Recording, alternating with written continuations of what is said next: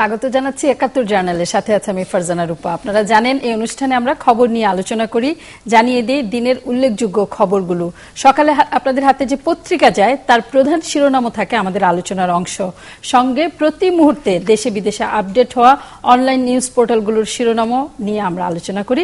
সাথে থাকেন অতিথিরা। আজ আমাদের সাথে জার্নালের টেবিলে এরই মধ্যে যুক্ত হয়েছেন সাংবাদিক কাজী সিরাজ এবং প্রধানমন্ত্রীর তথ্য বিষয়ক উপদেষ্টা ইকবাল সোবহান চৌধুরী। আমরা আমাদের সাথে আরো যুক্ত করব ব্রিগেডিয়ার জেনারেল শাখাওয়াত হোসেনকে, নিরাপত্তা বিশ্লেষক। তিনি যুক্ত হবেন তার বাসভবন থেকে। আমরা তার আগে আসলে একটুখানি আলোচনাটা শুরু করতে চাই, বিশেষ করে দুই বিদেশি নাগরিক ইটালি এবং জাপানের হত্যাকাণ্ডের পর এটি মূলত আলোচনার বিষয়। এবং আজকে প্রধানমন্ত্রী শেখ হাসিনা দেশে ফেরার পর বেশ বড় রকমের একটি সংবাদ সম্মেলন করেছিলেন এবং তিনি যেমনটা করেন আর কি, যে সকলের সাথে সকল প্রশ্নের উত্তর দিয়ে খোলামেলা কথা বলেন। কাজী সিরাজ, আমি প্রধানমন্ত্রীর সংবাদ সম্মেলন নিয়ে একটা বিস্তারিত আলোচনায় আমরা নিশ্চয়ই যেতে চাই, কিন্তু শুরুতে একটি বিষয় আমি একটু আলাদা করতে চাই, কারণ যেহেতু শুরুতে আমাদের সাথে জনাব শাখাওয়াত হোসেন যুক্ত হবেন তার সাথে আলোচনার সুবিধার্থে। প্রধানমন্ত্রী শেখ হাসিনা আজকে একভাবে পরিষ্কার করে বললেন দুইটা বিষয় এই দুই বিদেশি হত্যাকাণ্ডের প্রসঙ্গে। বাংলাদেশে আইএসের কোনো অস্তিত্ব নেই, দ্বিতীয়ত হচ্ছে বিএনপি জামাত হচ্ছে এই হত্যাকাণ্ডের সঙ্গে জড়িত। প্রধানমন্ত্রীর এরকম সরাসরি একটি বক্তব্য কাউকে ছাড় দিবে কিনা, সেই সুযোগ তৈরি হবার সুযোগ আছে কিনা, বা আপনার মন্তব্য বিশ্লেষণই জানতে চাইব। ধন্যবাদ আপনাকে। আসলে বাংলাদেশে এখন তো আইএস, এর আগে মূলত ছিল জঙ্গির কথা বলা হতো। এটা কিন্তু এখন যারা ক্ষমতায় আছেন, বাংলাদেশে জঙ্গি আছে। একটা সময় ক্লিন্টন সাহেব যখন বাংলাদেশ সফরে এসেছিলেন তখন তথ্য মন্ত্রণালয় থেকে একটা বুকলেট বের করা হয়েছিল এবং সেখানে কোথায় জঙ্গি আছে কি আছে এগুলো সব নাম টাম দিয়ে মানে এমন ভাবে একটা প্রচার হচ্ছে আফগানিস্তানে অত জঙ্গি নেই মনে হয়, এরকম একটা প্রচার। কিন্তু এই সরকার তখনও ক্ষমতায় ছিল। তো এখন যে এখনকার অবস্থানটা যেটা সরকারের, বিশেষ করে অস্ট্রেলিয়া ক্রিকেট টিম বাংলাদেশ সফর বাতিল করার পরে সেই অবস্থানে বাংলাদেশ এখন সরকার নাই। তাদের বক্তব্য খেলে আইএস না, মূলত যেটা বলা হচ্ছে যে জঙ্গিবাদ যেগুলো বলা হয় বেশি বেশি বেশি করে বাংলাদেশ সম্পর্কে, যে এগুলোর উপস্থিতি বাংলাদেশে আসলে যেভাবে বলা হচ্ছে সেভাবে নেই। এবং যে ঘটনাগুলো ঘটছে সেটা আমি এসছি পরে, যে দুটো ঘটনা ঘটছে এগুলো বিচ্ছিন্ন ঘটনা বলা হচ্ছে, তা আসলে একবার বিচ্ছিন্ন করে দেখাও যাবে না। বাংলাদেশে আইএস সম্পর্কে আমি প্রধানমন্ত্রীর সঙ্গে সম্পূর্ণ একমত। আইএস এর অস্তিত্ব বাংলাদেশে এখনো কেউ, আমাদের অভ্যন্তরীণভাবে আমাদের আইনশৃঙ্খলা রক্ষাকারী বাহিনী তো নাই, এমনকি বাইরের কেউ কোনো শক্তি যারা অভিযোগ করছে আমাদের দেশে বিভিন্ন বিষয় নিয়ে, তারাও কিন্তু বলে নাই বাংলাদেশে আইএস আছে। এ ব্যাপারে নানান মহলে নানান সময় আলোচনা হচ্ছে যে বাংলাদেশ হয়তো একটা রুট হিসেবে ব্যবহৃত হতে পারে, কিন্তু এইভাবে বাংলাদেশে আইএস আছে আর আইএস বাংলাদেশকে রুট হিসেবে ব্যবহার করে, দুটো জিনিস, আলাদা জিনিস। তো এখন বাংলাদেশে আইএস এর অস্তিত্ব নেই। প্রধানমন্ত্রীর এই বক্তব্য আমি মনে করি যথার্থ। এবং এই যে ঘটনাগুলো হওয়ার পরে, ইটালি নাগরিক হত্যাকাণ্ডের পরে চট করে বলা হলো আইএস থেকে দাবি করে যে আইএস নাকি করছে কোন এক জায়গায় ওয়েবসাইটে, আবার তারা অস্বীকার করেছে না আমরা করি নাই। তো এটা যারা করেছে, আমার যেটা মনে হয় দুর্বৃত্ত যারা এই ঘটনার সঙ্গে জড়িত, এবং যারা জড়িত তারা অত্যন্ত শক্তিশালী, দুর্বল বলে আমি মনে করি না। যে পদ্ধতিতে ঘটনাটা ঘটেছে, প্রধানমন্ত্রী এটা বলেছে দুটো হত্যাকাণ্ড বিদেশি, দুটো হত্যাকাণ্ডের ধরন একই রকম। তিনজন, একজন মোটরসাইকেল স্টার্ট দিয়ে দাঁড়ানো থাকে, দুইজন কিলিং মিশনে থাকে এবং একই জায়গায় একইভাবে হত্যা করে দৌড়ে গিয়ে আবার মোটরসাইকেলে উঠে একইভাবে কিন্তু ঘটনাগুলো ঘটেছে। অর্থাৎ এই দুটো হত্যাকাণ্ডের সঙ্গে নিশ্চয় একটা চক্র জড়িত। এটা অন্তত প্রধানমন্ত্রী যে কথাটা বলেছেন আমারও ধারণা এবং বিশ্বাস যে একই চক্রই এই কাজগুলো, একই ট্রেনিং, মানে একই প্রশিক্ষণ, একই উদ্দেশ্য একই হতে পারে। উদ্দেশ্যটা হচ্ছে আমার যেটা মনে হয় সরকারকে বিব্রত করা, অস্থিতিশীল করা, এবং এরকম দু একটা ঘটনা সরকার ফেলে দেবে আমি এটা মনে করি না। এটা হচ্ছে আরেকবার হয়েছিল একটা অনেকগুলো 65টি জেলায় ওরকম 65টি জেলা বোমা ফাটিয়ে সরকার ফেলে দেওয়া যায়ও নি। তো এখন এগুলো আপনি করা যে হচ্ছে। জায়গায় কাজী সিরাজ বক্তব্যটি শুরু করেছেন যে জঙ্গি বাংলাদেশে আছে নেই এবং হয়তো আইএস নেই, কিন্তু আপনি বলতে চাচ্ছেন জঙ্গিবাদের অস্তিত্ব আছে। জঙ্গিবাদ আমি বলছি এখানে বাংলাদেশে মৌলবাদী সাম্প্রদায়িক শক্তির অস্তিত্ব আছে এবং জঙ্গিবাদের উৎস কিন্তু মৌলবাদী সাম্প্রদায়িক শক্তি। এই জায়গাতে ইকবাল সোবহান চৌধুরী, আমরা কি একটু পরিষ্কার হতে পারি যে আইএস, আল কায়েদার মতো বড় সংগঠন থাকুক বা না থাকুক, জঙ্গিবাদ দমনে যে সাফল্য সরকার দাবি করে আসছিল সেটাতে একটু চির ধরেছে বলে মনে হচ্ছে না? বা কাজী সিরাজের ভাষায় যদি বলি, সরকার কি কিছুটা বিব্রত? না, সরকারের বিব্রত হওয়ার তো কিছু নেই, কারণ সরকার তো এই ধরনের ঘটনা যে বাংলাদেশেই শুধু হয় তা না। কারণ যখন আমরা এই ঘটনাগুলো নিয়ে বিদেশিদের উদ্বেগের কথা শুনেছি এবং তারা রেড অ্যালার্ট পর্যন্ত তারা দিয়েছেন, ঠিক সেই মুহূর্তেই দেখলাম আমরা তাদের নিজের দেশেই যে অস্ট্রেলিয়া আমাদের এখানে নিরাপত্তার কারণের জন্য তাদের ক্রিকেট টিম পাঠাতে অপারগতা বললেন, সেখানেই দেখলাম যে দুজন তাদের পুলিশ হেডকোয়ার্টারের সামনে দুজনকে গুলি করে হত্যা করা হয়েছে। যুক্তরাষ্ট্র যারা এখানকার আমাদের এই ইটালিয়ান নাগরিক হত্যার পরে তারা তাদের নাগরিকদেরকে যেভাবে নিরাপত্তার জন্য অস্বাভাবিকভাবে সতর্কিত করে দিলেন, সেখানে দেখলাম যে একটি শিক্ষা স্কুলে ঢুকে 10 জনকে হত্যা করা হলো। তাতে কি সেই জায়গায় কি নিরাপত্তা বিঘ্নিত হয়েছিল? সামাজিক যোগাযোগ মাধ্যমে আমি আপনার সঙ্গে যুক্ত করতে চাই। আপনি আমাকে যেটা বললেন যে সরকার বিব্রত কিনা, আমি তাহলে জিজ্ঞাসা করতে চাই, 10 জন হত্যার পরে ওবামা সাহেব কি বিব্রত? নিশ্চয়ই না। সামাজিক যোগাযোগ মাধ্যমে অনেকে এটার একটি ব্যাখ্যা দিয়েছেন, আমি শুধু সেটি আপনাকে বলে দিতে চাই। অনেকে বলেছেন যে অস্ট্রেলিয়া বা মার্কিন যুক্তরাষ্ট্রের জন্য এটি সত্যিকার অর্থেই বিচ্ছিন্ন ঘটনা, আর বাংলাদেশের মতো রাষ্ট্রে এগুলো প্রায় ধারাবাহিক ঘটনা। তারা উদাহরণ হিসেবে সাম্প্রতিক ব্লগার খুনের ঘটনার সাথে এটিকে যুক্ত করে বলছেন যে বাংলাদেশের এই ঘটনাগুলোকে বিচ্ছিন্ন ঘটনা বলবার সুযোগ নেই। যদি আপনি যে কথা সামাজিক যোগাযোগ মাধ্যমে যে কথাটুকু বলছে, সেগুলো তো হলো তথ্যবিহীন। আপনি যদি বলেন ব্লগারদেরকে কেন হত্যা করলো বা তাদেরকে কারা হত্যা করতে পারে, তাদের নিশ্চয়ই একটা শত্রু আছে। তাদের যারা ধরেন জঙ্গি, আমি মৌলবাদ বলবো, বা তারা যে লেখাগুলো লেখছিল তাতে কেউ ক্ষুব্ধ হয়ে তাদের বিরুদ্ধে এই হত্যাকাণ্ড করছে, এটা একটা। আর এই ইটালিয়ান নাগরিক তিনি কিন্তু পরিচিত কোনো ব্যক্তিও নন, কূটনীতিবিদও নন। জাপানের যে ভদ্রলোক তিনি তো আরো একান্তই একেবারে নিরীহ একজন বিদেশি নাগরিক। তো এবং আপনি যদি বলেন যে জঙ্গিবাদরা বা মৌলবাদী শক্তিরা টার্গেট কাদেরকে করছে, আইএস বা আল কায়েদা, তারা করছে কিন্তু যারা ইসলামের বিরুদ্ধে বা ধর্মের বিরুদ্ধে যারা কাজ করছে, সেটা বিদেশি হোক বা দেশি কোনো নাগরিক হোক, তাদের বিরুদ্ধে তাদের আক্রোশ, তাদের বিরুদ্ধে তাদের আক্রমণ।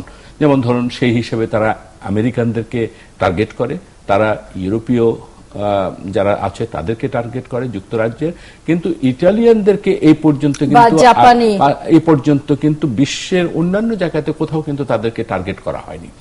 তাই এই হিসাবে ব্লগার হত্যা আর এই দুজনের হত্যার মধ্যে কিন্তু এক নয়। যে কোনো হত্যাকাণ্ডের, হ্যাঁ এটা পরিকল্পিত, এই ব্যাপারে কোনো সন্দেহ নাই, যেটা কাজী সিরাজ সাহেব বললেন এবং আমাদের প্রধানমন্ত্রীও যে কথাটি বলেছেন যে এটি একটি পরিকল্পিত এবং একই সূত্রে গাঁথা মনে হচ্ছে। কিন্তু তারা টার্গেটটা কেন করলেন এই বিদেশিদেরকে? উদ্দেশ্যটা কি তাদের?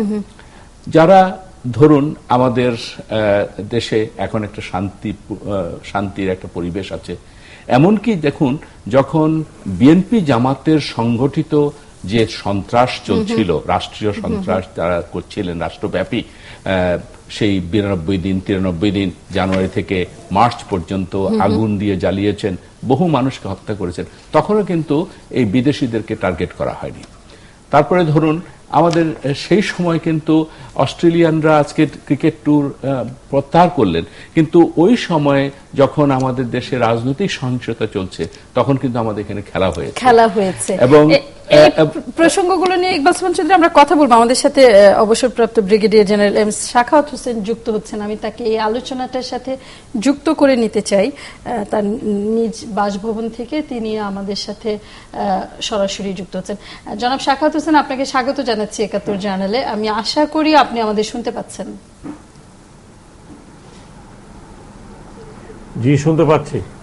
আমরা কথা বলছিলাম মূলত বাংলাদেশে এই মুহূর্তে জঙ্গিবাদের অবস্থান, যদি আইএস বা আল কায়েদার মতো সংগঠনকে বিচ্ছিন্ন না ধরি, তাহলে এই মুহূর্তে আসলে কতখানি জঙ্গিবাদের ঝুঁকিতে আছে বাংলাদেশ? ছোট করে আপনার মন্তব্য নিয়ে আমাদের বিরতিতে যেতে হবে। আমি মনে করি না, এখনো মনে করি না যে বড় ধরনের ঝুঁকিতে বাংলাদেশ রয়েছে।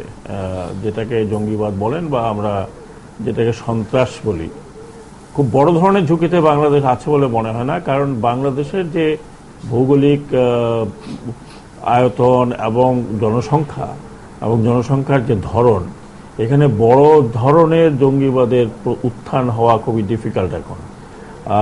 তবে এটাও বলে রাখা ভালো যে বিশ্বায়নের যে অবস্থাতে আমরা এখন আছি, বিশেষ করে মিডল ইস্টে, এটা প্রভাবিত হয়ে, এখানে বহু লোক প্রভাবিত হয়ে আছে এবং বহু সংগঠন, কিন্তু ছোট ছোট সংগঠন আছে। এই ছোট ছোট সংগঠনগুলোকে আমরা এখন পর্যন্ত সঠিকভাবে চিহ্নিত করতে পেরেছি বলে মনে হয় না। কিছু কিছু ধরা পড়ে, কিছু কিছু ম্যাটেরিয়াল পাওয়া যায়, কিন্তু তারপরে ইনভেস্টিগেশন, কিন্তু ডিপ রুটেড ইনভেস্টিগেশন বাংলাদেশে হয়নি এখন পর্যন্ত। যে কারণে প্রতিনিয়ত দেখা যায় যে নতুন নতুন সংগঠনগুলো গড়ে উঠছে এবং যেই ঘটনা বাংলাদেশে এটা ঘটেছে, এটাকে আমি মনে করি যে একটা বড় ধরনের অশনি সংকেত।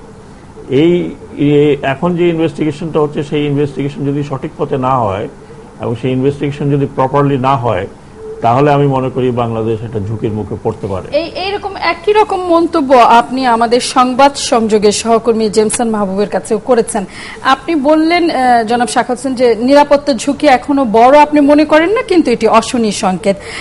আমি একটু আপনার কাছে জানতে চাইব বিরতির পরেই, আফগানিস্তানে যখন আল কায়েদার তৎপরতা শুরু হয়, ঠিক সেই সময়ে বিদেশি নাগরিকরা কতটা নিরাপত্তা ঝুঁকিতে ছিল, বা শুরুর লক্ষণগুলো আসলে কি ছিল জঙ্গিবাদের, বা সিরিয়ার অভিজ্ঞতা কি?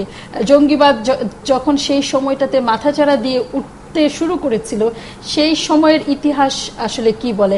বিশেষ করে বাংলাদেশে আমাদের অভিজ্ঞতা বলছে যে বিদেশি নাগরিকদের আমরা অত্যন্ত অতিথি পরায়ণ হিসেবে সাদরে গ্রহণ করে তাদের নিরাপত্তা নিশ্চিত করে আসছিলাম, কিন্তু সম্প্রতি দুটি অভিজ্ঞতা সেই ভালো লাগার অভিজ্ঞতায় চির ধরিয়েছে। ফলে যে অশনি সংকেত, এই প্রসঙ্গে আসলে আরেকটু কথা বলতে চাই। আপনাদের মন্তব্য শুনবো, কিন্তু বিরতি নেবার সময় হয়েছে। থাকুন ৭১ জার্নালে, বিরতি নিয়ে ফিরছি।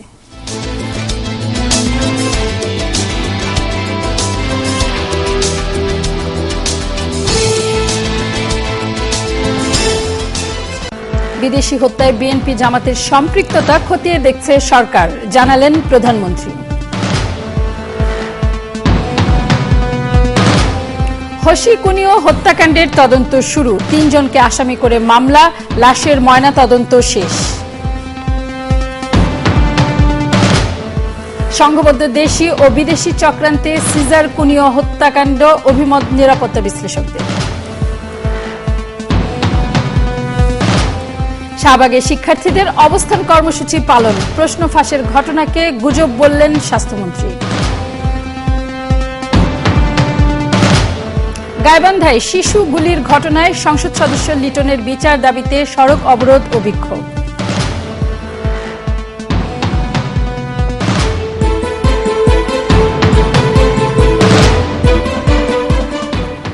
গাইবান্ধায় শিশুর গায়ে গুলির ঘটনা প্রসঙ্গেও আমরা এই খবরের আলোচনা ৭১ জার্নালে কথা বলতে চাই। সাথে আছেন যারা, সকলকে স্বাগত, এবং আবারও স্বাগত জানিয়ে নিচ্ছে আমাদের অতিথিদের, ইকবাল সোবহান চৌধুরী, কাজী সিরাজ এবং brigadier general M Sakhawat Hossain.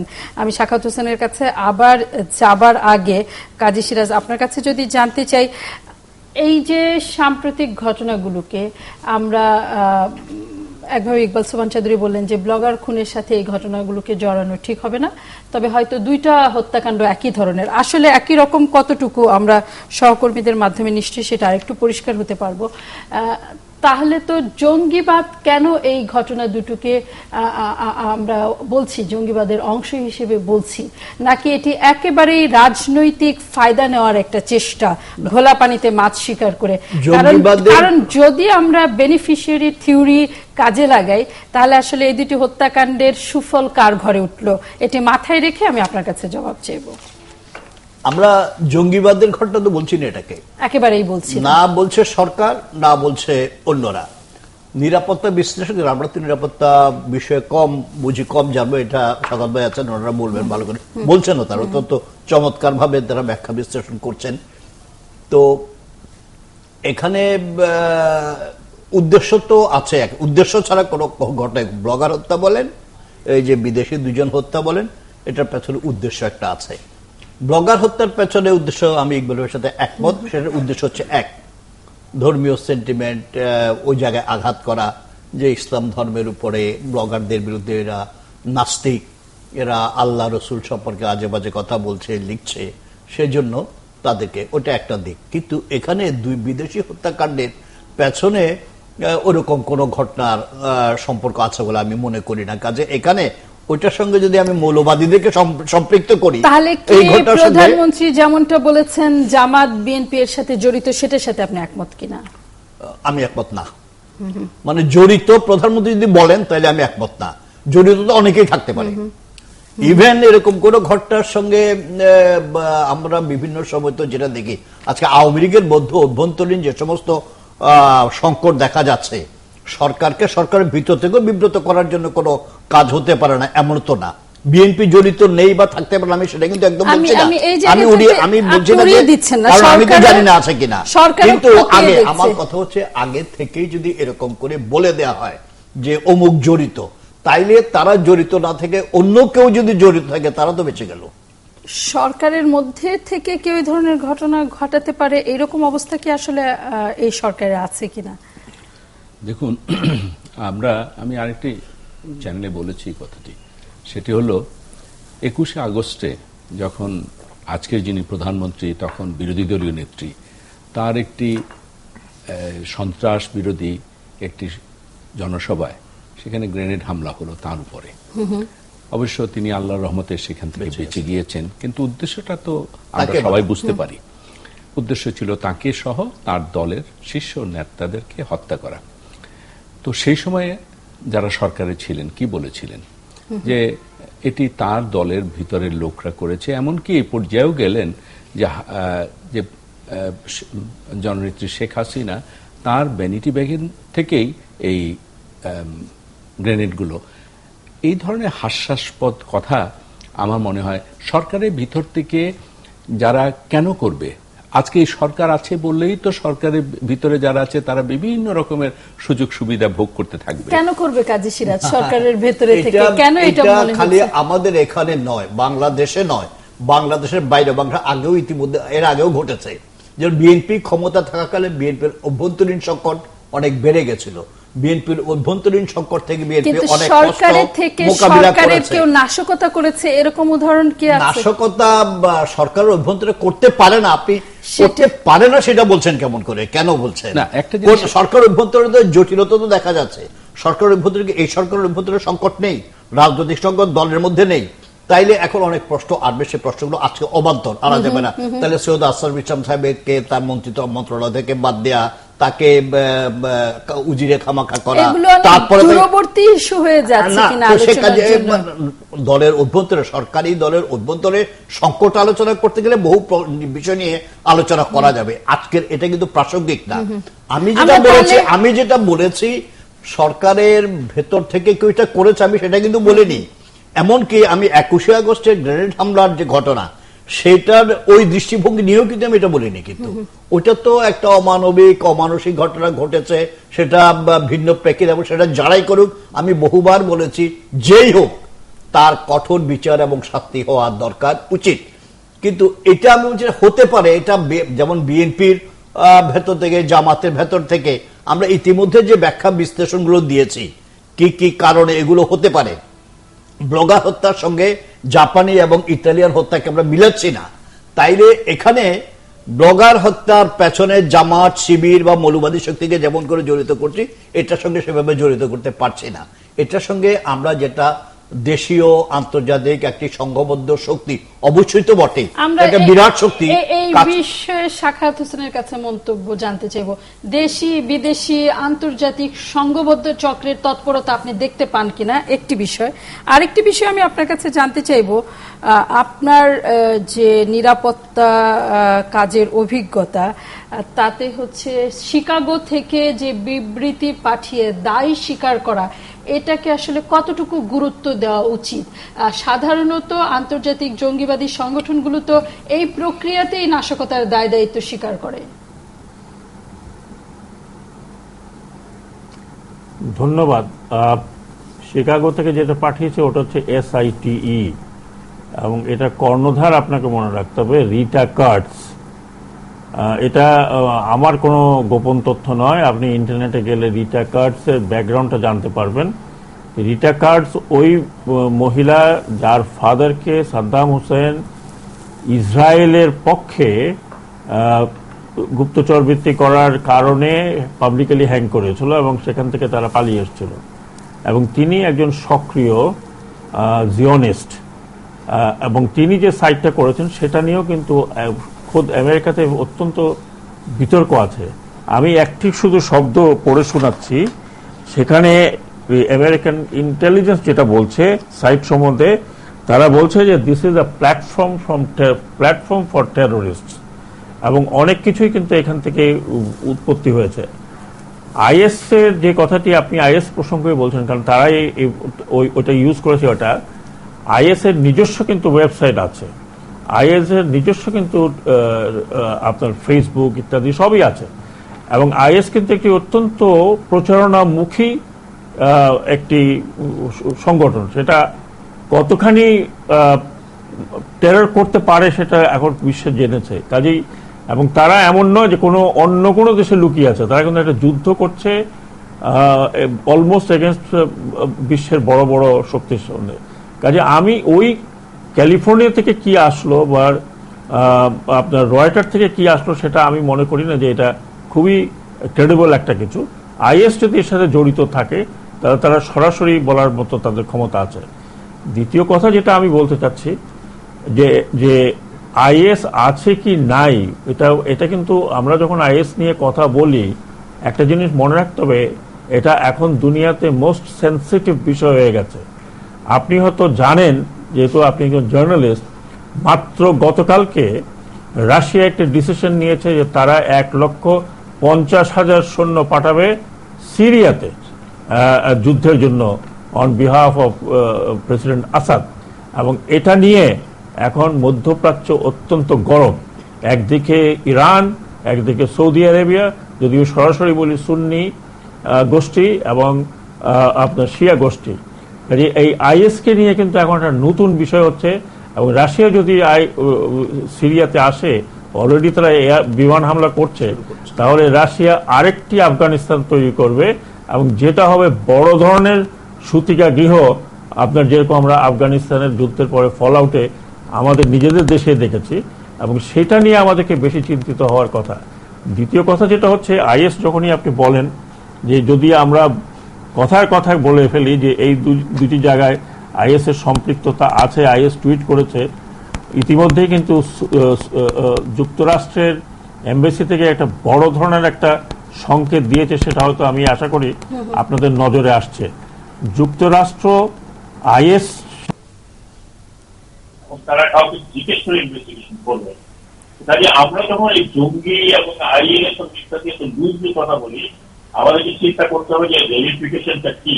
আপনার মনে আছে, আপনারই এই চ্যানেলে আমি যতবার এসেছি ততবারই বলেছি যে আমরা এক সময় এই টেরোরিজমকে ডাউন প্লে করেছি, যেটা আমরা 2005 সাল থেকে দেখছি ডাউন প্লে করতে, আবার আমরা 2005 সাল থেকে দেখেছি ডাউন প্লে করতে, আবার আমরা এটাকে ওভার প্লে করতে দেখেছি।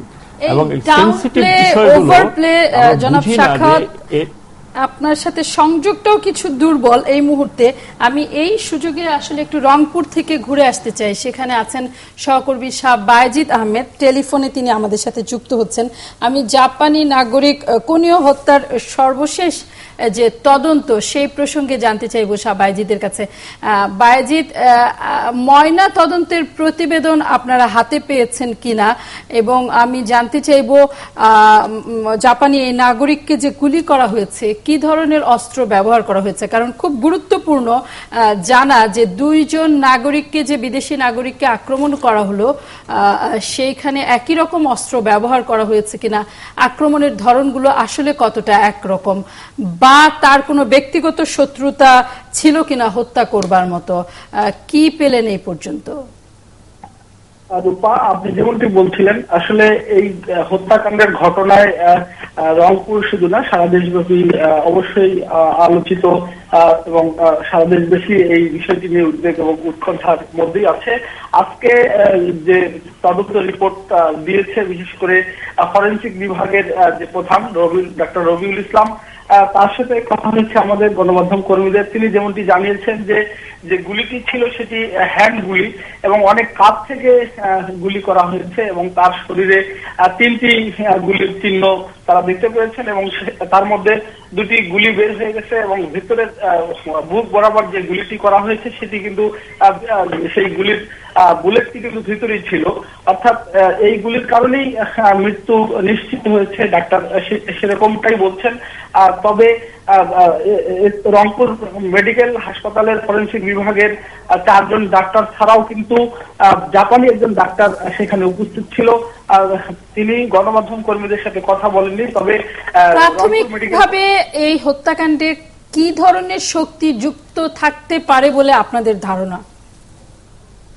আসলে শক্তির কথা যদি আপনি বলেন, আসলে আমরা প্রশাসনের কর্মকর্তাদের সাথে কথা বলার চেষ্টা করেছি, পুলিশ সহ বিভিন্ন গোয়েন্দা সংস্থার কাছ থেকে যতটুকু তথ্য পেয়েছি, সেখানে তারা বলছেন যে হত্যাকাণ্ড যারা ঘটিয়েছে তারা অবশ্যই পেশাদার এবং এই ঘটনাটা পূর্ব পরিকল্পিত, এবং তাকে অনুসরণ করে সেই হত্যাকাণ্ডটি ঘটানো হয়েছে। এবং যে 3 জনকে আসামি করা হয়েছে সেই 3 জনের পরিচয় কি?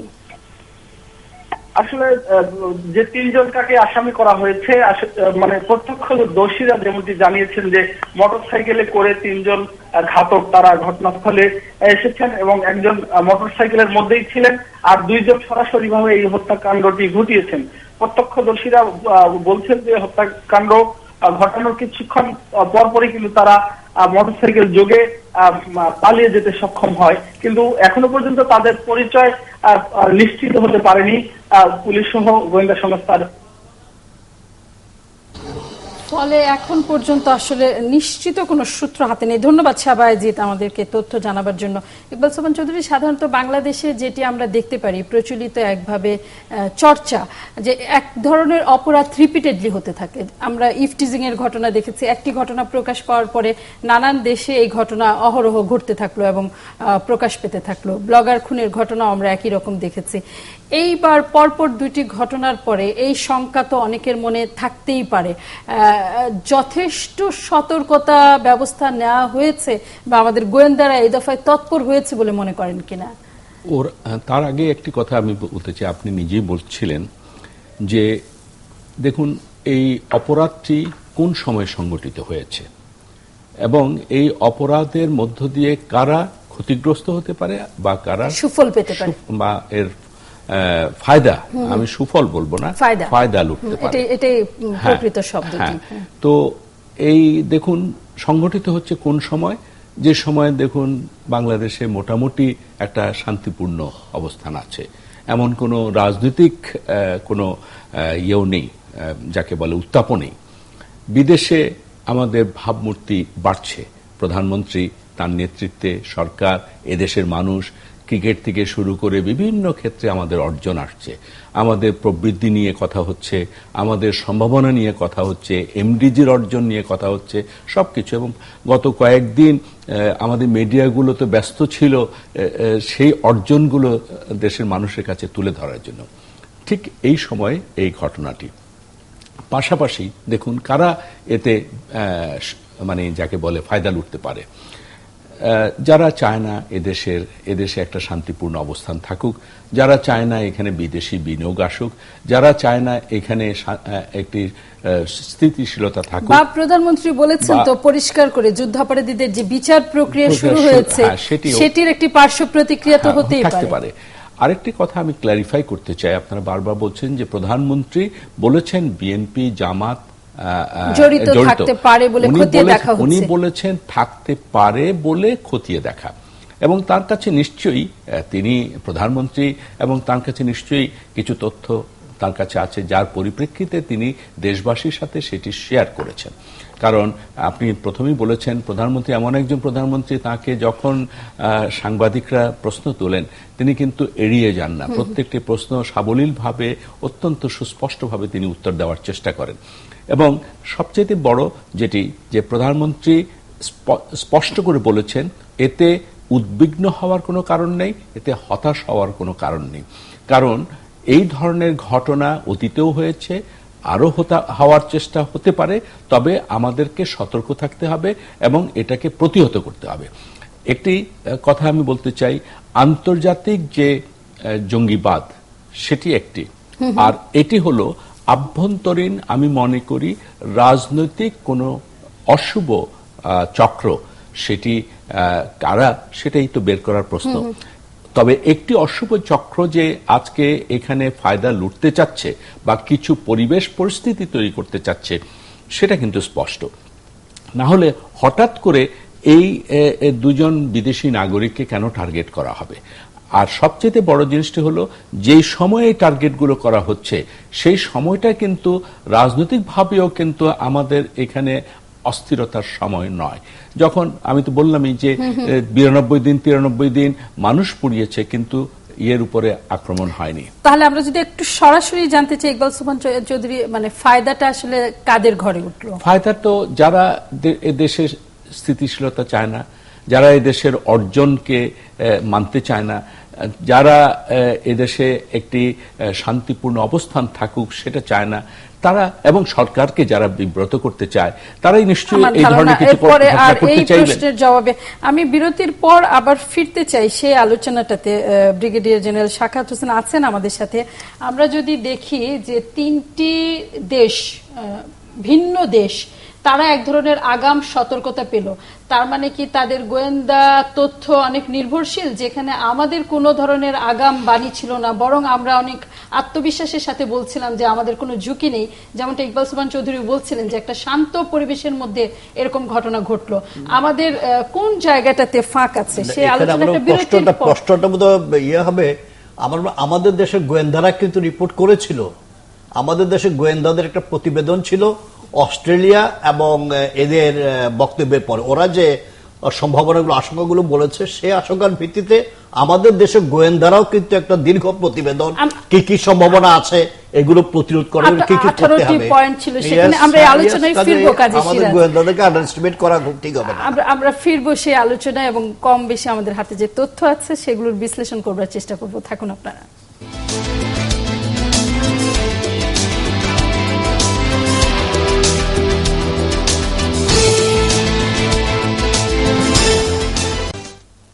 স্বাগত আবারও দেখছেন ৭১ জার্নাল। আমরা ছিলাম দুই বিদেশি নাগরিক হত্যাকাণ্ডের খবরের আলোচনায় এবং প্রধানমন্ত্রীর আজকের সংবাদ সম্মেলনের বক্তব্য অবশ্যই এর একটি বড় অংশ। আমাদের সাথে আছেন ইকবাল সুবহান চৌধুরী, কাজী সিরাজ এবং brigadier general M Sakhawat Hossain. Sakhawat Hossain, আপনার কাছে আসতে চাইব এই আলোচনা দুটি বিষয়। একটি হচ্ছে গোয়েন্দা প্রতিবেদন। এই প্রশ্নটি খুবই আলোচিত একটি বিষয় যে বিদেশ থেকে তারা অনেক খবর পেয়ে আগাম সতর্কতা নিল, তাদের নাগরিকদের আগাম তথ্য তারা দিল। আমাদের গোয়েন্দারা এটি আসলে কেমন ভাবে উদ্যোগ নিল যে আমরা সতর্ক হবার সুযোগ পেলাম না বা সুযোগ পেয়ে সেটি কাজে লাগাতে পারলাম না, এটি একটি বিষয়। আরেকটি হচ্ছে যদি জঙ্গিবাদ বলি বা সন্ত্রাসী কর্মকাণ্ড বলি, আমাদের দেশে এর আগে জঙ্গি সন্ত্রাসীরা যে ধরনের অস্ত্র ব্যবহার করেছে, বোমা, গ্রেনেড থেকে শুরু করে চাপাতি, এবার প্রথম আমরা পিস্তলের ব্যবহার দেখতে পাচ্ছি। এইটার সাথে কোনো বিশেষ সাদৃশ্য দেখতে পান কিনা, এই দুইটা বিষয় আপনার কাছে জানতে চাইব। প্রথম হচ্ছে গোয়েন্দা বিষয়ে যে বাইরের লোকে জানলো আমরা জানলাম না কেন, আমি যতটুকু আমার অভিজ্ঞতা, আমি এটা বিশ্বাস করি যে আমাদের গোয়েন্দাদের ক্যাপাসিটি কিন্তু এখন আগের থেকে অনেক বেড়েছে। দে আর ট্রেন, তারা এই দেশগুলো দিয়ে ট্রেন্ড হয়েছে এবং তারা ইন কোলাবোরেশন কাজ করছে। আর আমি যদি উইকিলিকের সেই ঘটনাটা আপনারা হয়তো জানেন, সেই উইকিলিকের যে লিকটা হয়েছিল, এখানে বাংলাদেশ এবং আরো ছোট ছোট কয়েকটি উপমহাদেশ দেশে যে সিগন্যাল ইন্টেলিজেন্স কালেক্ট করা হয়, এটা কালেক্ট করা হচ্ছে নিউজিল্যান্ড, এবং এই কালেকশনটা তারা শেয়ার করে কানাডা, ইউকে, আমেরিকা এবং ইউরোপিয়ান কান্ট্রিগুলোর সাথে, এবং সেই সাথে হোস্ট কান্ট্রির সাথেও তারা শেয়ার করে। এটা কিন্তু কতগুলো কনভেনশন বাংলাদেশ সিগনেচার করেছিল। এই ইন্টেলিজেন্সগুলো কালেক্ট হয় মেইনলি বেসড অন এই যে সন্ত্রাসবাদের উপরে, কারণ আমরা সন্ত্রাসবাদে কিন্তু সিগনেটরি, এবং এটা নিয়ে কিছুটা ভুল বোঝাবুঝি, কিছুটা হইচই হয়েছিল আপনার নিউজিল্যান্ডে, এবং তারা বলেছিল যে কোনো একটি অর্গানাইজেশন বাংলাদেশে এটাকে মিস ইউজ করেছে, সেটা নিয়ে কিন্তু হইচই হয়, যেটা উইকিলিকে এসেছিল। কাজে এই ইন্টেলিজেন্সগুলো যে শেয়ার হচ্ছে না, সেটা আমি মনে করি না শেয়ার হচ্ছে। এবং আমিও জানি, বা আমিও কয়েকটি পত্রিকায় পড়েছি যে আমাদের ইন্টেলিজেন্স কিন্তু এই বিষয়টি অস্ট্রেলিয়ার আসার আগেই তারা কিন্তু একটা রিপোর্ট দিয়েছিল, যেখানে এই ধরনের কিছু হবে বলে আমার মনে হয় বলেনি, কিন্তু একটা পরিবেশ সৃষ্টি হচ্ছে যেখানে হয়তো এই ধরনের কিছু হতে পারে। এইটা আমার মনে হয় যে যতটুকু আমি ওপেন তথ্য থেকে পেয়েছি, আমি সেই ওপেন তথ্যের রেফারেন্সে বলছি। কাজে আমাদের গোয়েন্দাদের যে একেবারে কোনো ক্যাপাসিটি নেই, এটা আমি মনে করি, আমি বিশ্বাস করি না, যেহেতু আমি অনেককে চিনি যারা আগে ছিল, এখন আছে। তাহলে জনাব সাখাওয়াত হোসেন, যদি গোয়েন্দা তথ্য থেকেই থাকে, আমি ইকবাল সোবহান চৌধুরীর কাছে জানতে চাইব, তাহলে সেটি আমরা আগাম সতর্কতা যথেষ্ট নিলে নিশ্চয়ই এরকম ঘটনা এড়ানো যেত। না, ঘটনা একটা জিনিস কি, দেখুন, ঘটনা আপনি সবসময় কিন্তু প্রিএম্প্ট করা যায় না। আপনি হয়তো অনুমান করতে পারেন, বিশ্বের অনেক বড় বড় ঘটনা অনুমান করা হয়েছে কিন্তু ঠেকিয়ে রাখা যায়নি। তাই আমাদের এখানে আমরা যে আগাম খবরের কারণের জন্য আমরা, যেমন ধরুন, সমস্ত বিদেশিদের পেছনে কি পাহারা দেওয়া যেত? নিশ্চয়ই না। এরা টার্গেট করে কখন, যেমন ধরুন এই যে ইটালিয়ান নাগরিককে, আপনার রিপোর্টেও বোধহয় আপনি কিছু দিয়েছেন, সেই ইটালিয়ান নাগরিককে কেন টার্গেট করেছে? নিশ্চয়ই তার আগে তার গতিবিধি তারা দেখেছে, তারপরে তাকে করেছে। জাপানি, তাকেও এইভাবেই টার্গেট করেছে। এখন যেটা হলো যে আমাদের গোয়েন্দারা একেবারে যে তৎপর নয় তা নয়, কিন্তু পাশাপাশি একটি কথা আমাদেরকে জানতে হবে, বুঝতে হবে, বিশ্বের সব জায়গাতেই এই ধরনের যারা অপরাধ করে, সেটি আন্তর্জাতিক জঙ্গিবাদ বলুন অথবা আভ্যন্তরীণ সন্ত্রাসবাদ বলুন, তারা কিন্তু সবাই কিন্তু, তারাও কিন্তু ট্রেন্ড, তারাও কিন্তু খুব প্রশিক্ষিত ব্যক্তি। যেমন ধরুন ক্লোজ সার্কিট থেকে আপনার যে সংবাদদাতা বললেন যে পিস্তল ব্যবহার করে এটিকে করা হয়েছে। এর আগে দেখুন তারা ব্লগারদেরকে হত্যা করেছে, চাপাতি দিয়ে কুপিয়ে হত্যা করেছে, এদেরকে ব্যবহার করেছে কিন্তু, এবং মোটরসাইকেল দিয়ে তারা করেছে। তার মানে হলো একটা চক্র কিন্তু কাজ করছে, এবং এই চক্রটাকে বের করতে হলে পরে আজকে প্রধানমন্ত্রী যে কথাটি বলেছেন যে আমাদের গোয়েন্দা সংস্থাগুলো বা আমাদের যারা ইনভেস্টিগেশন করে তারা তৎপর, ব্রিগেডিয়ার সাখাওয়াত সাহেবও যেটা বললেন যে আজকে কিন্তু আমাদের যারা এই ধরনের তদন্তে যারা নিয়োজিত থাকেন, তারাও কিন্তু এই বিশ্বব্যাপী বিভিন্ন যাকে বলে প্রশিক্ষণের জায়গাগুলোতেও কিন্তু তারা প্রশিক্ষণ নিয়ে এসে থাকেন। আর আন্তর্জাতিক সন্ত্রাসবাদ কোনো দেশ একা বন্ধ করতে পারবে না, এটার জন্য একটা সমন্বিত আন্তর্জাতিক একটি উদ্যোগ দরকার আছে। উদ্যোগ আছে। ব্রিগেডিয়ার জেনারেল যেটি বলছিলেন যে অনেকগুলোতে বাংলাদেশ সই করেছে এবং সেটা সুবিধা অসুবিধার মধ্যে আমরা আছি। আমরা যদি অস্ত্র প্রসঙ্গে আসতে চাই ব্রিগেডিয়ার জেনারেল, এবং এই কোন ধরনের তদন্ত আসলে এটার সুরাহা করতে পারে, এবং সত্যিকার অর্থেই কে খুনি এটি জানা না পর্যন্ত তা আসলে প্রকৃত বিচার সম্ভব নয়, যেটি সবচেয়ে গুরুত্বপূর্ণ আজকেও আপনি বলেছেন। শেষ এই মন্তব্য নিয়ে আপনাকে বিদায় জানাবো। না, আমি খুব তাড়াতাড়ি বলছি, আপনি যে অস্ত্রের কথা বলেছেন এগুলো হ্যান্ড হেল্ড অস্ত্র। এক একটি সংগঠনের এক এক রকমের অস্ত্র ব্যবহারের বিষয়টি আমরা দেখছি।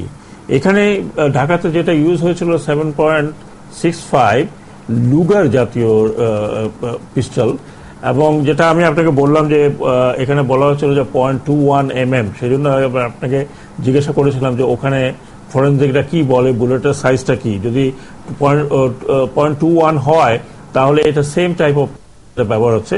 এই পিস্টলটা যতটুকু ওপেন তথ্যতে আমি পেয়েছি 3টি জায়গায় তৈরি হয়, জার্মানি, সুইজারল্যান্ড এবং ফিনল্যান্ড এখানে তৈরি করে। এবং এটা কিন্তু একেবারে যে আনসফিস্টিকেটেড ওয়েপন তা নয়, এটা কিন্তু যথেষ্ট সফিস্টিকেটেড ওয়েপন। এবং যে বুলেটের কথা আমি আপনাকে বলেছিলাম, এই বুলেটটা কিন্তু আগে বুলেট যেমন ছিঁড়ে ফেলে, এটা কিন্তু ছিঁড়ে ফেলে না, এটা ভিতরে যায়, এটা হোল করে, ছিদ্র করে, এবং সেখান থেকে এটা অ্যাকশনটা করে। তো এখন ব্যাপারটা হলো যে এই যদি আমরা জানতে পারি যে অস্ত্রটা যদি একই রকম হয়ে থাকে, তাহলে প্রথম জিনিস যেটা মনে করতে হবে যে এই ধরনের অস্ত্রের চালান বাংলাদেশে ইদানিং এসেছে। কার জন্য এসেছে, কোথা থেকে এসেছে, কিভাবে এসেছে, সেটা অবশ্যই এই আঙ্গিকটা যখন এই আপনার ইনকোয়ারি হচ্ছে, এই আঙ্গিকে ইনকোয়ারি করতে হবে। আমি যেহেতু আপনি বললেন যে এরপরে আমি বিদায় নিয়ে যাচ্ছি, আমি লাস্ট একটা কথা বলছি আপনাকে, যে আমাদের দেশের তদন্তগুলো বিশ্বাসযোগ্য তদন্ত হচ্ছে না। এগুলো যদি এই দুটি মামলা যে ঘটনা ঘটেছে এখানে যদি বিশ্বাসযোগ্য তদন্ত না হয়, তাহলে কিন্তু আমরা বহির্বিশ্বের চাপে পড়ব। কারণ এই তদন্ত কিন্তু মনিটর করছে শুধু যে জাপান বা ইটালি তা নয়, এখানে যতগুলো দূতাবাস আছে, বিশেষ করে ইউনাইটেড স্টেটস অ্যান্ড ইউকে, এই তদন্তগুলো কিন্তু তারা মনিটর করছে। কাজেই তদন্তের ব্যাপারে যেন কোনো ধরনের হস্তক্ষেপ বা কোনো ধরনের পলিটিসাইজেশন কোনো কিছু না হয়। উপদেশ আছে কিনা একটা গ্রহণযোগ্য তদন্তের জন্য? আমি পরামর্শ দিতে পারবো কি বলতে পারি, আমার সাথে এক্সপার্ট যারা তদন্ত আছেন তারা। আমি শুধু এটুকু বলবো যে তাদেরকে মনে রাখতে হবে যে বাংলাদেশের ভাবমূর্তি যতটুকুই না ড্যামেজ হয়েছে, যদি তদন্ত ঠিক না হয় তাহলে সেই ভাবমূর্তি আরো ড্যামেজ হবে, কারণ দে উইল বি মনিটরড। সেই কারণে তদন্ত যাতে নির্মোহ হয় এবং তদন্তের বিষয়ে কোনো জায়গায় যেন ছাড় না হয়, এটা আমি বলবো। আর যদি তা না হয় তাহলে কিন্তু আমি মনে করি অন্তত যে বাংলাদেশের ভাবমূর্তি এবং ভবিষ্যতে আমি মনে করি না যে আমাদের জন্য খুব ভালো হবে এটা। অনেক ধন্যবাদ ব্রিগেডিয়ার জেনারেল শাখাওয়াত হোসেন। নিশ্চয়ই শিগগিরই আবার আপনার সাথে কথা হবে এই প্রসঙ্গে। কাজী সিরাজ, আমরা এই প্রসঙ্গের আলোচনাটা শেষ করতে চাই আপনার মন্তব্য নেওয়ার পরে, কারণ আমাদের হাতে খবরের আর অনেকগুলো আলোচনা আছে এবং আমরা যেমনটা শুরু করেছিলাম প্রসঙ্গে চলে যাই। এটা নিয়ে তো অনেক আলোচনা হয়ে গেল।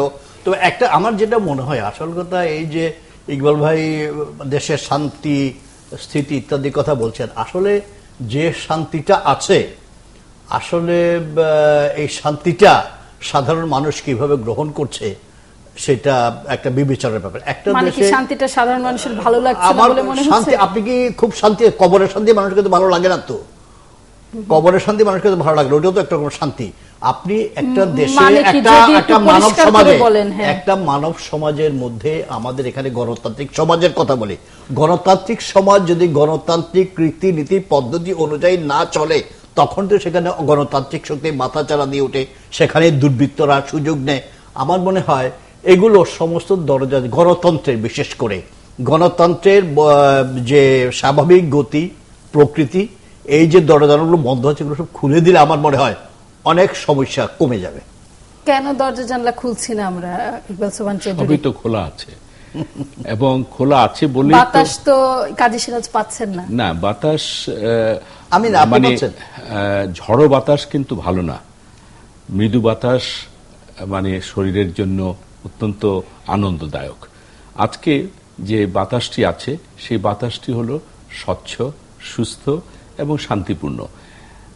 আমরা কিছুদিন আগে ঝড়ো বাতাস দেখেছি যখন রাজনৈতিক সহিংসতা ছিল, এবং একটা জিনিস আমাদেরকে উপলব্ধি করতে হবে, অগণতান্ত্রিক শক্তি বা অগণতান্ত্রিক অপরাধী যারা, তারা কিন্তু যখন এই রাজনৈতিক সহিংসতা যখন থাকে বা রাজনৈতিক উত্তাপ যখন থাকে, তখনই কিন্তু তারা সুযোগ নেওয়ার চেষ্টা করে। আজকে যেটি আছে আমি মনে করি যে দেশের যেমন ধরুন সবাই এখন কি হচ্ছে, স্কুল কলেজ ঠিক মতো চলছে, ব্যবসা বাণিজ্য ঠিক মতো চলার চেষ্টা হচ্ছে, রাজনৈতিক নির্বাচনের মধ্য দিয়ে কেউ নির্বাচিত হয়ে আসবেন কি আগামীকাল নির্বাচিত হয়ে আসতে পারার মতো সুযোগ তারা পাবেন কি পাবেন না সেটা ভবিষ্যতের ব্যাপার। কিন্তু এই মুহূর্তে আমরা দেখছি দেশের মানুষ কিন্তু অনেকটাই ভালোভাবে আছেন। যেমন ঈদ যেভাবে আমরা কাটিয়েছি, সামনে পূজা আছে, আমার এখানেও কিন্তু একটা আছে যে এই পূজাকে নিয়েও দেখা যাবে যে কোনো একটা অশুভ শক্তি কিন্তু এই পূজাকে নিয়েও কিন্তু একটু ফায়দা লুটার একটা চেষ্টা হতে পারে।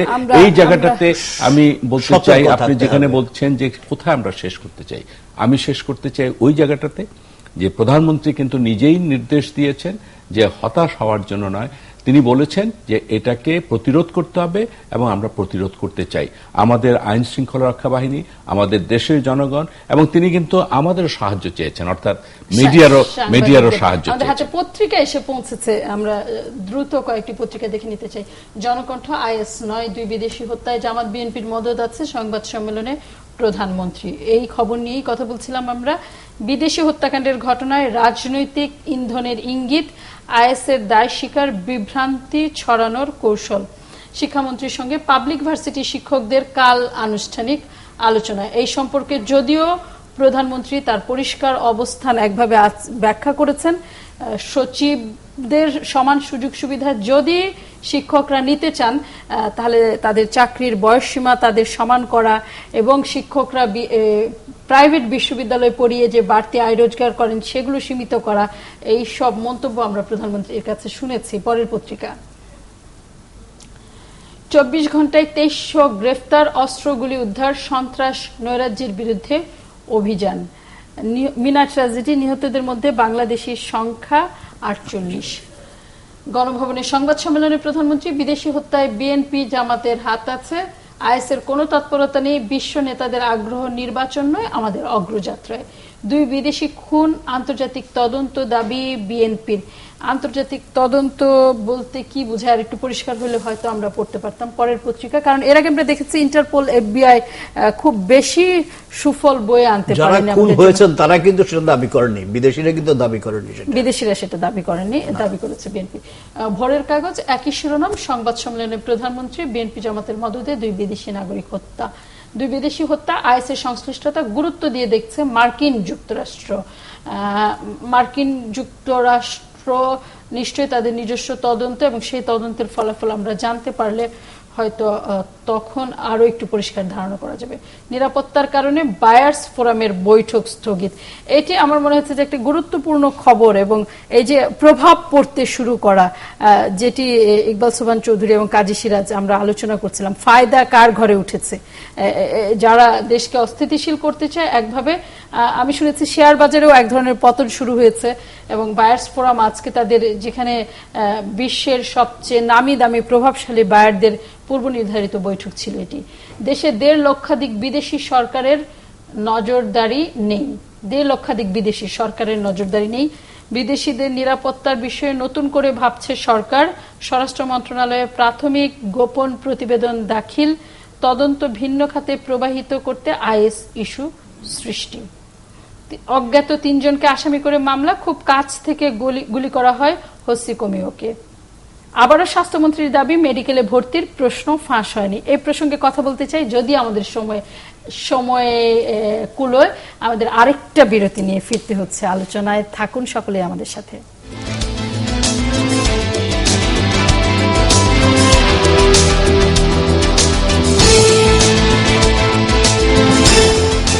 দেখছেন 71 জার্নাল, স্বাগত। আমাদের সাথে আছেন ইকবাল সোবহান চৌধুরী, কাজী সিরাজ। ইকবাল সোবহান চৌধুরী, আসলে কি প্রশ্নপত্র ফাঁস হয়নি? আমাদের যে প্রায় 40,000-এর মতো শিক্ষার্থী এক ধরনের হতাশার মধ্যে আছেন। স্বাস্থ্যমন্ত্রী বললেন যে তিনি নিজে তদন্ত করে দেখেছেন এবং প্রশ্নপত্র ফাঁসের কোনো আলামত পাওয়া যায়নি। তাহলে সামাজিক যোগাযোগ মাধ্যমে যে আগের দিন প্রকাশিত প্রশ্নের নমুনা আমরা দেখতে পাচ্ছি, সব মিলিয়ে আসলে পরিস্থিতিটা কি? দুটোই আমাদের নির্মলদার ভাষা।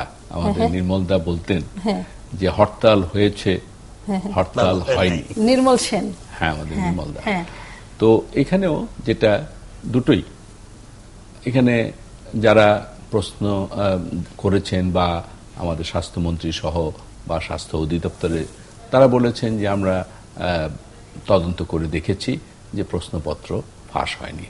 আবার অন্যদিকে যারা আন্দোলন করছেন বা তাদের অভিভাবকরাও আছেন, এখানে অনেকে বলছেন যে ইন্ধনও আছে, যদি ইন্ধনও যদি থাকে সেখানে বলছেন প্রশ্নপত্র ফাঁস হয়েছে। তো আমি মনে করি যে এই দুটোর মাঝামাঝিতে আমাদেরকে একটি জায়গাতে আসতে হবে, যে সেটি হলো যে প্রশ্নপত্র যদি ফাঁস না হয়ে থাকে তাহলে যারা আন্দোলন করছে তাদেরকে কিভাবে শান্ত করা যায়। আর যদি প্রশ্নপত্র ফাঁস হওয়ার সত্যিকার অভিযোগটা যদি সত্যি হয়ে থাকে তাহলে যারা আন্দোলন করছে তাদেরকে, তাদের এই ক্ষোভকে কিভাবে প্রশমিত করা যায় সেটি নিয়ে আলোচনা করতে হবে। এবং আমি মনে করি যে সব সময় কিন্তু একটা জায়গাতে এসে ওই প্রধানমন্ত্রীর দিকেই আসে সবাই। আজকে এই শিক্ষার্থীরা যারা আন্দোলন করছে তারা একটি স্মারকলিপি প্রধানমন্ত্রীর কাছে দিয়েছেন, এবং সব যাকে বলে যে সব মানে নিরাময়ের একটি জায়গা, সেটি হলো প্রধানমন্ত্রী। যখন ভ্যাট নিয়ে যখন আন্দোলন হচ্ছে সেই প্রধানমন্ত্রীকেই কিন্তু দায়িত্ব নিয়ে সেটি কি করতে হয়েছে। আজকে বিশ্ববিদ্যালয়ের শিক্ষকরা আন্দোলন করছেন, তারাও কিন্তু সেই প্রধানমন্ত্রীর দিকেই তারা কিন্তু শিক্ষকদের বিষয়ে তো প্রধানমন্ত্রী তার অবস্থান আজকে একভাবে ব্যাখ্যা করেছেন। অবস্থান বলতে পারেন, প্রধানমন্ত্রী তার অবস্থানটি বলেছেন, কিন্তু প্রধানমন্ত্রী এই কথা তো বলেননি যে তাদের সমস্যার সমাধান করা হবে না। একটি বিষয় আমরা দেখেছি যে যখনই কোনো ক্রাইসিস হয়েছে তখন কিন্তু প্রধানমন্ত্রী তার নিজের অবস্থান থেকে তিনি কখনো কিন্তু ডিফিট বলে মনে করেন না কোনো সমস্যার সমাধান করতে, কিন্তু তিনি অত্যন্ত বাস্তবমুখী এবং বৃহত্তর জনগোষ্ঠীর বা বৃহত্তর একটা মানে বেনিফিটের জন্য তিনি কিন্তু অনেক সময় কিন্তু যাকে বলে উদারভাবে এগিয়ে আসছেন এবং সমস্যার সমাধান।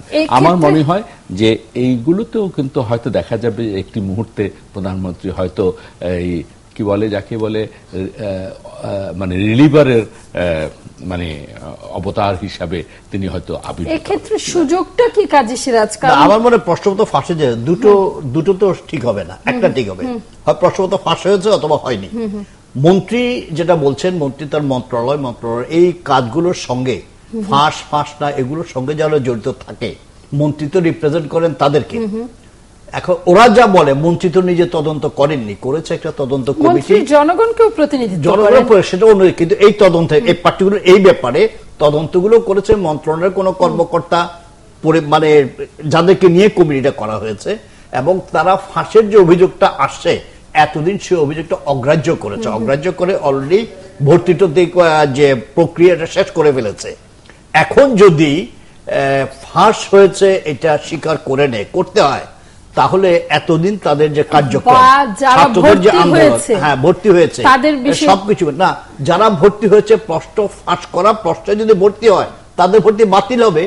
যারা প্রশ্ন ফাঁস না হয়ে সঠিকভাবে পরীক্ষা দিতে পারতো, যারা বাইরে আছে, এখান থেকে অনেকে ভর্তি হতে পারতো, তারা বঞ্চিত হতো না, তাইলে আন্দোলনটা হতো না। এখন প্রধানমন্ত্রী তো যাবে, প্রধানমন্ত্রী ফেলে দেন না কিন্তু দরখাস্ত, এবং আগামীকাল বোধ মন্ত্রিসভার বৈঠকে এটা আলোচনা হবে এমন কথা শোনা যাচ্ছে। তা আমরা আশা করতে চাই যে একটা পজিটিভ ডিসিশন। ভ্যাট নিয়ে যেটা হয়েছিল, ভ্যাট নিয়ে প্রধানমন্ত্রীকে দিয়ে কিন্তু বলানো হয়েছিল। কাজী সিরাজ, বুঝতে চাচ্ছি যারা ভর্তি হলেন প্রায় 40,000-এর মতো শিক্ষার্থী, তাদের ভর্তি যদি বাতিল করতে হয় তাহলে তো সেটাও একটা দীর্ঘ প্রশাসনিক প্রক্রিয়া, সেটি অনেক জটিল একটি প্রক্রিয়া নয়? যারা এর মধ্যে ভর্তি হয়ে গেছে না, তো এখন এই যে এই বয়সী বাচ্চাদের এইরকম একটা মানসিক পীড়নের মধ্যে দিয়ে যেতে হচ্ছে। এখন আপনি চলে এই যে আরো বাকি যারা বাইরে লড়াই করছে, আন্দোলন করছে, এদের মানসিক পীড়নটাকে আপনি মূল্য দেবেন না? এদের মানসিক পীড়নটা তো তারা তাদেরকে বিনা পরীক্ষায় এমনিতে ভর্তি করিয়ে দিক, এটা তো চাইনি।